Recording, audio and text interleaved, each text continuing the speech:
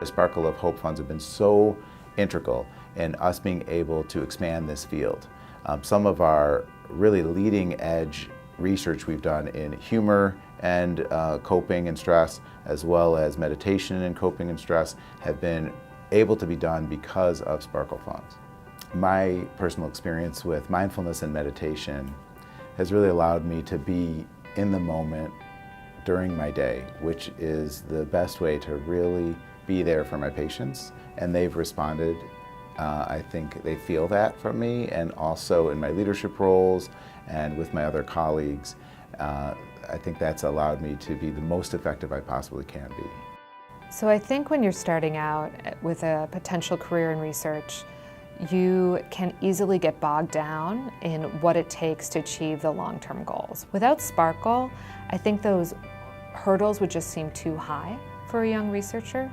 I think it's been an enormous resource for us as a division and as a cancer center to have this event and so many people behind you saying, hey, you know what, this research is important and we're going to help. We believe that you can do this. We're going to help fund it. Sparkle of Hope is essential in supporting us physicians and researchers, but it's also essential to have the community behind the Sparkle of Hope feel that they are all behind all that mission to cure cancer. Flying made me a better physician and maybe a better human being, because flying taught me how to pay attention to those details. I think the Sparkle funds are critical for our educational efforts too. It allows us to train the doctors for tomorrow with current state-of-the-art therapy, but also having our eye on improved outcomes. So they see that. They see us recruiting patients onto trials so that we are actually able to give newer, better treatments with better outcomes 5 years from now and 10 years from now. Everything I do, it all comes around to how much I care about these women. And whether it's research or education, it all comes back around to clinical care that's state-of-the-art now, and it's also, you know, going to be better 3 years from now and 5 years from now and 10 years from now. Sparkle funds have been very helpful.